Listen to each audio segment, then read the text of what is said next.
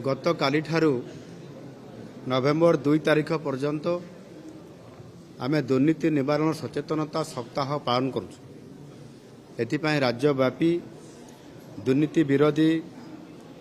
सचेतनता कार्यक्रम प्रत्येक स्तर में करा जाउअछि।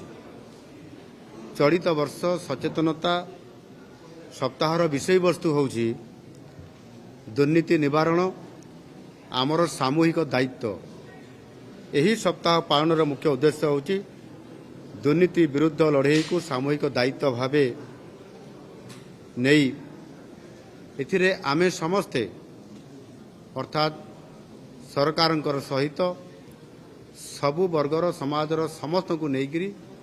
आमर गोटे ये बड़ दायित्व रही जे आमे दुर्नीति को संपूर्ण भाव में निवारण करिबा आ प्रशासन को स्वच्छ और दुर्नीति मुक्त करिबा पई आमर ये हूँ लक्ष्य अच्छी। दुर्नीति विरुद्ध रे आम सरकार शून्य सहनशीलता बा जीरो टॉलरेंस ये नीति सरकार आपणाई एवं सेथिपाई दुर्नीति निवारण विभाग को स्पष्ट भाव में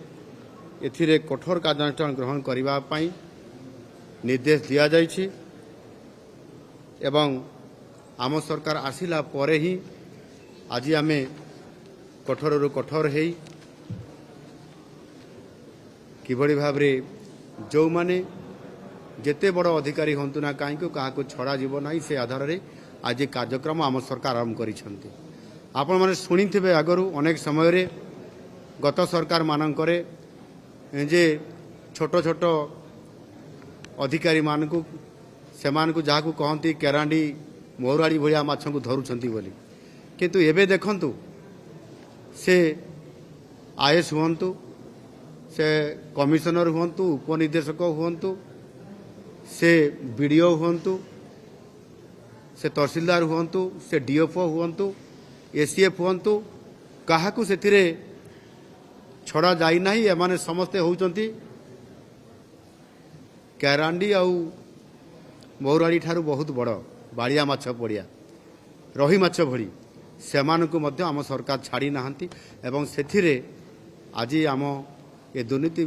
निवारण विभाग द्वारा जो भली भाव आज आम पदक्षेप नहींचु ये निश्चित भाव धीरे धीरे सरकारी अधिकारी मान पाखे छनका पड़ी एवं जो माने युव अधिकारी भी आज नुआ नुआ सरकारी अधिकारी हिसाब से योगदान करुछंती सेमाने बोधहुए भूली जाउछंती जो शपथ नेला बेले जे मु साधुता एवं सचोटता अवलंबन करी एवं समाजर लोकों सेवा देवी एवं न्याय प्रदान करी ये कथा को भूली जाउछंती एवं सेमाने जेतेबेले किछि टंका लोभरे सेमाने आज ये काम करी बसुछंती किंतु जो शक्तिशाली आज करा जायछि ये दुर्नीति निवारण विभाग को तांको हाबुडर खसिबार मुक्ति नहीं। एणु निश्चित भाव में किभली भाव में संपूर्ण भाव में ये दुर्नीति भलिया एक महाव्याधि को मूलोत्पाटन करा जाई पारिबो सेथिपाई विभिन्न स्तर में सचेतनता भी करा जाउछि एवं समानके किभली भाव में या सठिक ढंग से अनुपालन करिवे तापाई मध्ये परामर्श दिया जाउछि। विभिन्न सरकारी विभाग मानकरे प्रिभेंटिव विजिलेंस व्यवस्था को सुदृढ़ करिवा पई समस्त विभागीय अधिकारी को मध्य मु एथिरे निर्देश दे सारी एवं या जेते अधिक सचेतन करा जाय करी लोकों को ठीक रास्ता रे आनिबा पई अधिकारी मान को कर्मचारी मान को कार्यक्रम करैबा पई समाने एथिरे संकल्प नियंतु एवं निजे दुर्नीति करिवे नाही एवं लोक मान को सेवा प्रदान करिवे ये प्रकारर तांकर जो विचार एवं आदर्श को समाने लोकों को सेवा देवा ये विचार आदर्श को पाथई करके समाने करिबा पई मु समान को आह्वान दउछि। निश्चित भाव में राज्य सरकार गत 16 मास धरिकी आसिला परवर्ती पर्याय जेभली भाव में बहु संख्यार जो माने दुर्नीति लिप्त थिले समान को छड़ा जाई नाही